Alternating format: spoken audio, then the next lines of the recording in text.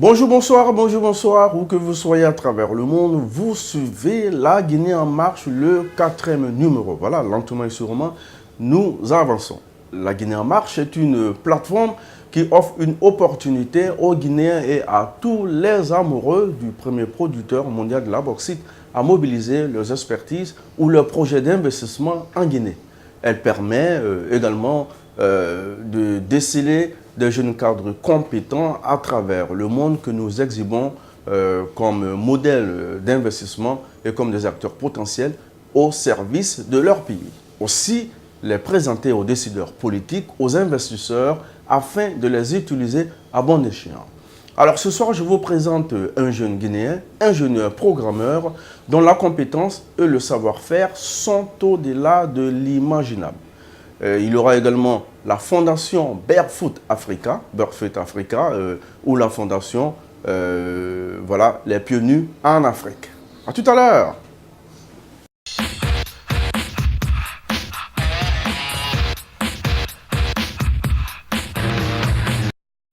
Vous suivez la Guinée en marche, 4e numéro. Voilà. Nous commençons par la fondation Barefoot Africa ou Les Pieds Nus en Afrique. Lorsque des jeunes Guinéens décident de faire du business, ils réussissent avec succès parce qu'ils en ont le don. Et lorsqu'ils décident de faire l'humanisme, ils ne le font pas pour attendre des récompenses, mais le font avec cœur, abnégation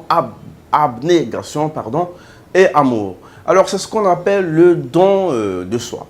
Barefoot Africa ou Les Pieds Nus en Afrique se fixe pour objectif de chausser tous les enfants dont les parents ne peuvent pas s'offrir le luxe d'acheter une paire de Sankiri à leurs enfants, c'est-à-dire une paire de chaussures. Alors vous verrez ce soir deux pères de famille qui ont des responsabilités, laissent leur famille, leur boulot, leur vice pour s'occuper des autres.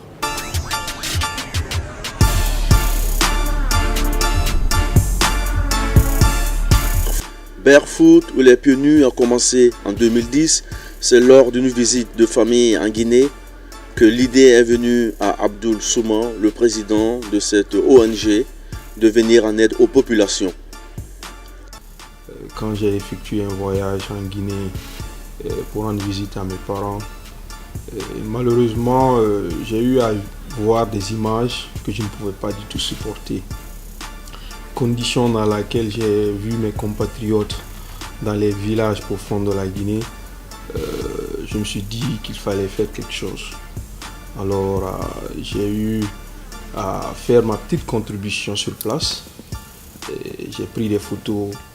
Je suis venu avec ces images ici aux États-Unis à mon retour, à mon boulot, mes compatriotes. J'ai commencé à montrer ces images à mes collègues du boulot qui m'ont donné cette idée de créer une ONG.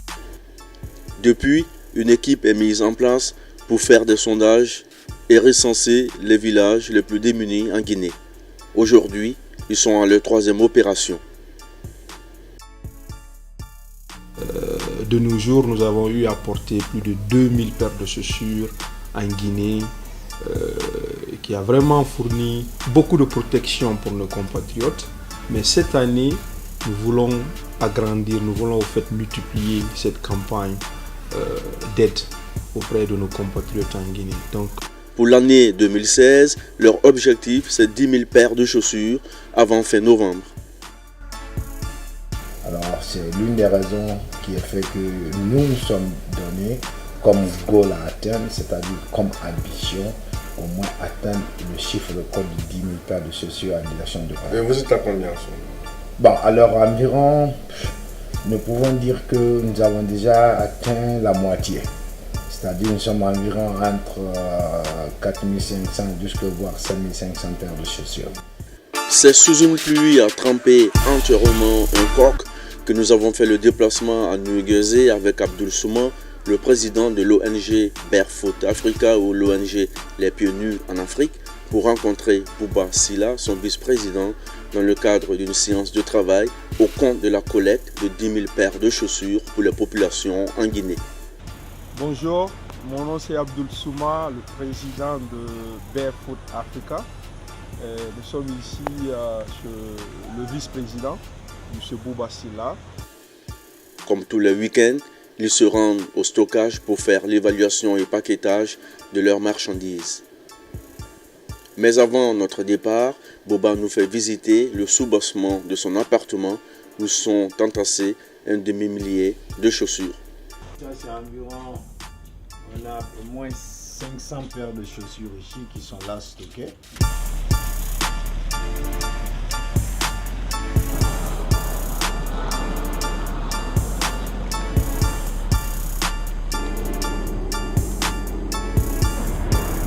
Arrivé sur les lieux, le constat est clair. Des cartons de chaussures sont dans un coin. Boba et son acolyte vont les ranger pendant plus de 3 heures. Ils vont se retrousser les manches pour travailler dur. Bon, alors, c'est notre magasin de stockage. Nous avons eu à prendre un local. Et tous les dons que nous recevons de part et d'autre sont déposés directement ici dans ce magasin de stockage. Et à partir de là, nous essayons de faire un tri, le plus possible que ça soit. Et dans ce tri, alors, nous allons essayer de catégoriser les produits reçus en 3 différentes catégories. Ceux qui sont les meilleurs, les moins meilleurs et ceux qui ne sont pas désirables, là, nous rejetons cela. Alors une fois le tri est déjà fait, l'emballage se fera ici sur place et c'est à partir de là que nous allons les mettre dans des conteneurs et direction vers la Guinée. Merci. Il y a combien de cartons comme ça ici? Bon, alors c'est un peu difficile de le dire. Nous pouvons escompter qu'on a plus de 100 cartons là qui sont entassés et dans chaque carton nous estimons avoir au moins environ 60 à 70 paires de chaussures. Et ça, ce n'est que ceux qui sont arrivés d'abord au stockage, sans y parler de ce qui se trouve chez le président, chez moi ou au niveau de trucs qui doivent me faire aussi, qu'ils ont déjà fait l'offre et qui sont au niveau soit dans des lieux de culte et soit dans des maisons d'assistance sociale. On y trouve toutes les chaussures aux différentes marques, Adidas, Jordan, Nike et même des chaussures qui ont encore le label estampillé, presque non utilisé, de la bonne qualité. Et juste pour vous donner un exemple, voilà, nous recevons même des paires neuves, toutes neuves. Oui, alors vous voyez, hein, ça c'est des paires neuves. Vous pouvez voir l'étiquette là-dessus, le prix est là-dessus. Par exemple, cette paire de chaussures, c'est une paire d'Adidas qui coûte dans les $90 la paire. Alors celle-là aussi, c'est une paire d'Adidas en cuir et qui coûte excessivement cher dans les $120. Les dons proviennent des églises, des familles, des individus et d'autres donateurs.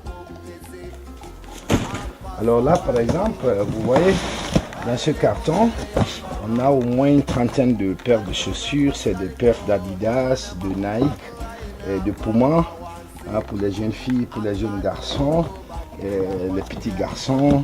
Alors ça y est là, nous avons par exemple Jordan. Alors il y a un peu du tout, On a Avia, c'est plein de chaussures. Alors vraiment nous remercions Dieu et que surtout le pays où nous vivons, des gens de bonne volonté ici nous donnent des paires de chaussures et que nous espérons que ça pourra arriver à bon fin, c'est-à-dire arriver en Guinée. Abdoul, le président de Barefoot, est aussi tout en sueur. Il a travaillé de longues heures sans repos et même sans boire un verre d'eau. Et c'est comme ça tous les dimanches. Chaque week-end, généralement les dimanches, puisque dans la semaine, nous lançons la campagne à nos collègues du boulot, à nos voisins, là où nous habitons. Généralement, la campagne a vraiment suscité beaucoup d'engouement, beaucoup d'appels de part ou d'autre.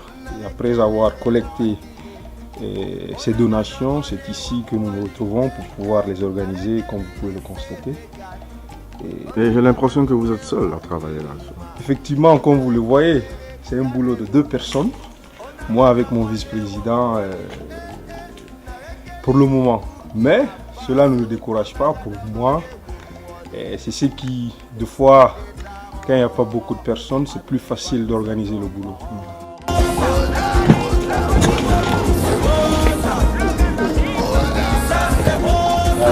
ça, c'est des paires de chaussures pour des petites fillettes.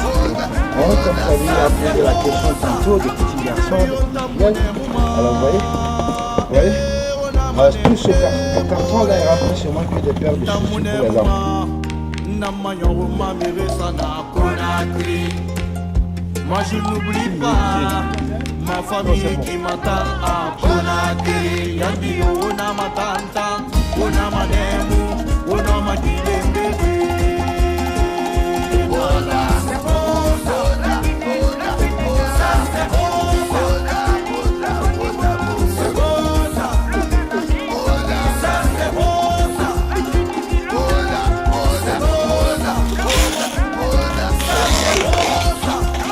c'est presque fini et ces cartons que vous voyez avec le scotch là-dessus, c'est déjà prêt. Alors le tri est déjà fait et tout est prêt. L'ONG Barefoot Africa ne s'arrête pas là. Elle envisage s'engager dans la santé des populations et des programmes pour la jeunesse guinéenne. Des institutions comme Bronx Libanon Hospital ici, qui est une très grande institution, qui nous a promis qu'ils vont nous offrir des médicaments de soins pour pouvoir venir en aide à ces compatriotes. En plus de cela, Barefoot Africa n'est pas seulement une ONG qui fait seulement la distribution.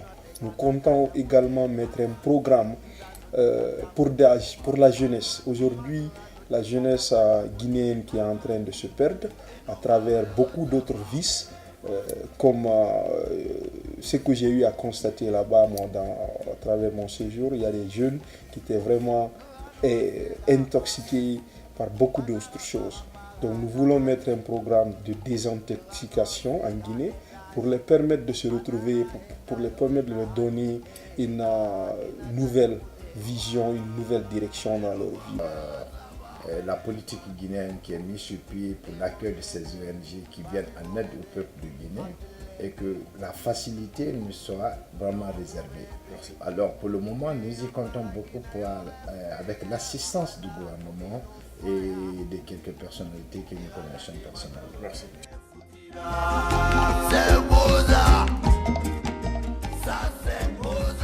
Africa TV est une jeune équipe composée de jeunes producteurs, journalistes, des caméramans, des monteurs, etc. C'est Abou Atei, c'est Bintou Touré, c'est Malika. De passage, je vous dis bonsoir et encore une fois, merci de tout votre soutien conditionnel. Sans oublier l'équipe de la RTG qui fait tout pour rendre possible cette émission. Alors, aux ans bien nés, moi je dirais, la compétence n'a rien à voir avec l'âge. Il est presque de la quarantaine et Alpha Khan est en passe de devenir un des jeunes Africains les plus brillants de cette communauté, de la communauté guinéenne. Alors c'est à la suite d'une interview avec d'autres postulants devant un jury composé de plus de 6 personnes qu'il décroche son boulot de programmeur. Suivez.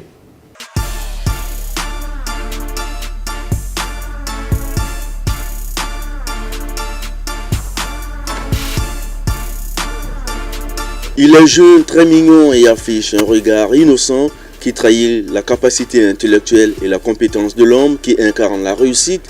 Il s'appelle Alpha Khan, il est informaticien et responsable du système de réseau à Grace Kirk School, un établissement scolaire catholique dans la cité de Manhattan, à New York City.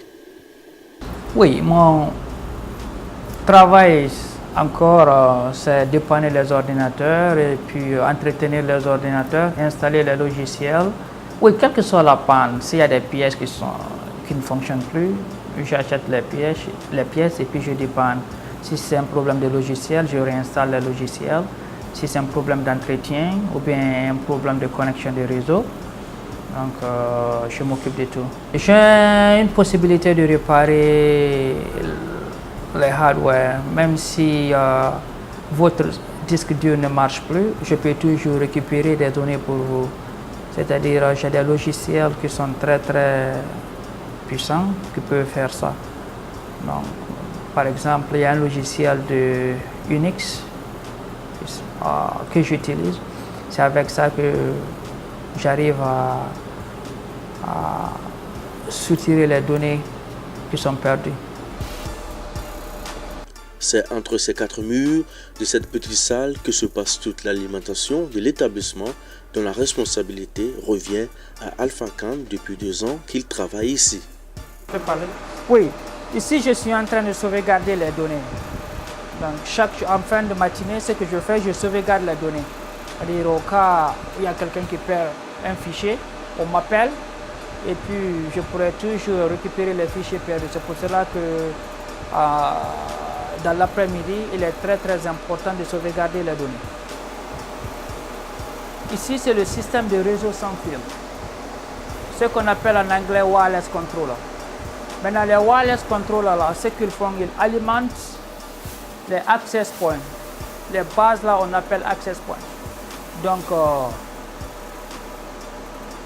les laptops, les ordinateurs mobiles, les iPads, iPhone, tout se connecte ici. Donc, ici, par exemple,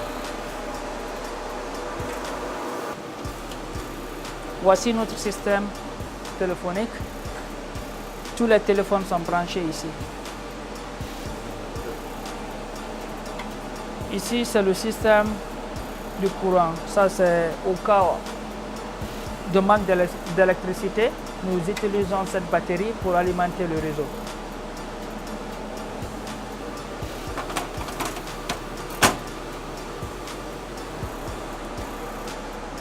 Je m'occupe ici, mais j'ai aussi un autre collègue qui s'occupe de l'autre côté. Mais lorsqu'il n'est pas là, je m'en charge des 2 côtés. Comment est-il arrivé à décrocher ce poste? Quelles furent les embûches qu'il a traversées? Autant de questions dont la réponse est le fruit de longues années d'expérience qu'il traîne derrière lui. Je m'appelle Alpha Khan. Je suis l'administrateur de réseau de Grace Church School. Je suis venu aux États-Unis en 1996. Après avoir suivi mes cours linguistiques, je suis parti à LaGuardia Community College, là où j'ai décroché mon associé degré en informatique. Après LaGuardia, j'ai continué à Colorado Technical College pour le bachelor degré. Je pense bien que ça c'est l'équivalence de votre bac 4 en français. Donc, en même temps, j'ai obtenu beaucoup de certificats. Par exemple, j'ai un certificat en ressources humaines, en comptabilité, en finance. J'ai un certificat en planification de projets. Après ses études, il fait des stages, dont celui du département de la santé, le centre de recherche médicale à l'université de Rockefeller pendant 6 mois, un 3e à Sunnyside Community Service, où il évalue ses aptitudes de technicien et donne également des cours aux employés. 3 ans plus tard, j'ai été promu au poste d'assistant directeur des services informatiques. J'ai travaillé pendant 3 années à Sunnyside Community Services. Donc j'ai été encore promu, mais cette fois-ci au poste de directeur. Bon, vous savez, ça dépend de la qualité du travail et puis ma détermination, ma passion. Donc lorsque mes patrons ont vu ça, ils n'ont pas hésité de me donner une promotion. Donc c'est comme ça que j'ai pu accéder au poste de directeur. C'est avec la détermination, la passion et puis mon comportement au sein du travail. Après son exploit à Sunnyside Community Center, il est recruté à l'hôpital de Peninsula comme technicien de réseau pendant 2 ans. C'est une fonction à haut risque puisque la vie des patients en dépend. Donc j'avais le rôle de gérer les systèmes d'informatique de l'hôpital. C'est une très grande responsabilité parce que là, si quelque chose n'allait pas, il me réveillait à n'importe quelle heure. Je pouvais recevoir des coups de téléphone à 23h, à 1h du matin. Bon, parce que... Oui, à la maison. Donc c'était une très grande responsabilité, mais ça m'a aussi permis d'apprendre beaucoup sur la technologie et puis ça m'a beaucoup aidé dans ma carrière. Malheureusement, l'école va en faillite, alors elle ferme ses portes.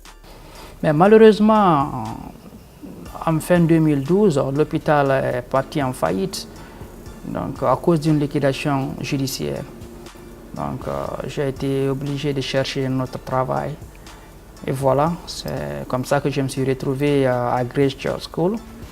J'ai rapidement postulé mon CV.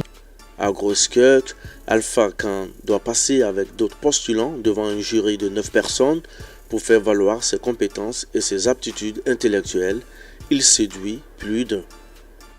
C'était une compétition fierce parce que j'ai fait l'entretien avec à peu près 9 personnes pour avoir le poste là. J'ai dû parler avec 9 personnes. Entretien après entretien, je suis venu ici 3 fois. J'ai rencontré le groupe de techniciens, j'ai rencontré les directeurs, les dirigeants de l'école. J'ai fait l'entretien avec beaucoup de personnes ici. Après, ils m'ont offert le poste d'ingénieur adjoint. J'ai travaillé pendant 3 ans. Et là, les choses vont très vite. Il gravit des échelons. Et puis, je viens juste de recevoir une autre promotion. Et cette fois-ci, comme l'administrateur du réseau et puis en même temps le superviseur des services d'assistance. Khan est prolifique et travailleur. Il arrive à dépanner presque tout, des ordinateurs aux disques durs et des imprimantes. Son travail d'informaticien n'est pas aisé, malgré la performance du système des réseaux et de la connexion Internet. Des pannes interviennent souvent, mais comment s'y prend-il? Donc oui, lorsque je n'arrive pas, par exemple, à dépanner quelque chose, il y a beaucoup de ressources. Bon, je me réfère souvent aux livres, je me réfère parfois sur l'Internet, parfois je me réfère sur... je consulte plutôt les collègues. Donc, mais généralement, j'arrive à dépanner la plupart des choses. Comment transférer toutes ces technologies en Guinée? Comment doter les écoles guinéennes de cette nouvelle technologie? Vous savez, les nouvelles technologies aujourd'hui sont par exemple la technologie d'informatique à nuage, c'est-à-dire c'est un système d'informatique qui sert à garder des serveurs au-delà de l'environnement où vous êtes. Donc, oui, c'est-à-dire on peut avoir des serveurs avec Microsoft ou bien avec Amazon. Le serveur peut exister chez Microsoft, ça n'existe pas là, mais nous sommes connectés sur le serveur de Microsoft, c'est-à-dire ce sont des serveurs en distance. Donc, ces technologies ne sont pas du tout compatibles en Guinée à cause de l'infrastructure, parce que c'est quelque chose qui est très très cher en ce moment. Je pense que ce n'est pas facile d'établir des services comme ça. Ça demande beaucoup de ressources, beaucoup d'infrastructures. Je pense que nous devons d'abord entretenir ce que nous avons et puis changer les méthodes d'enseignement et puis solliciter des outils informatiques pour le début.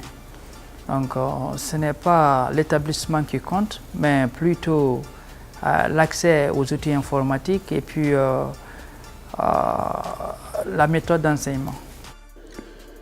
Pour l'aide qu'il peut apporter à son pays, la réponse se trouve en partie dans les actions de son ONG, les Frères Unis.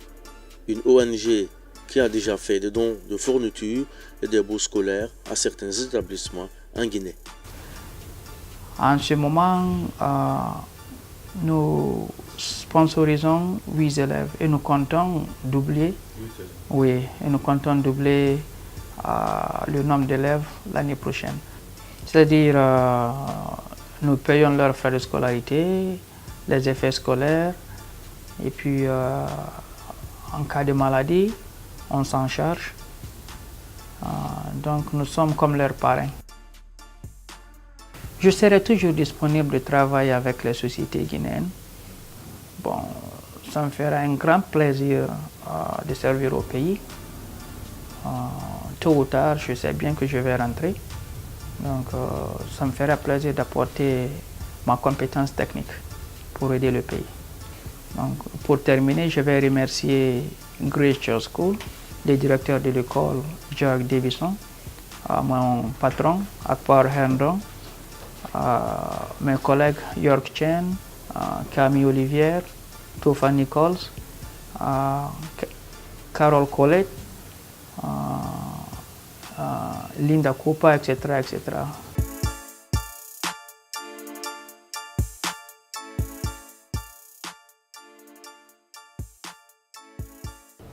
Nous arrivons à la fin donc malheureusement de cette émission. Voilà.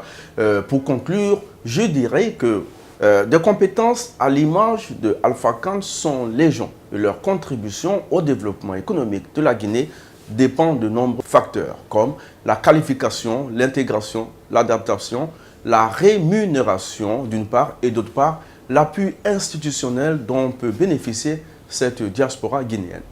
Mais pour les utiliser, il faut certaines interrogations. Que font-ils? Combien sont-ils? Quelles sont les aspirations? Et si tous ces éléments ne sont pas réunis, il sera difficile donc de les utiliser. Je vous remercie, Karim Toch, le correspondant depuis New York. Je vous retrouve le mois prochain pour un nouveau numéro.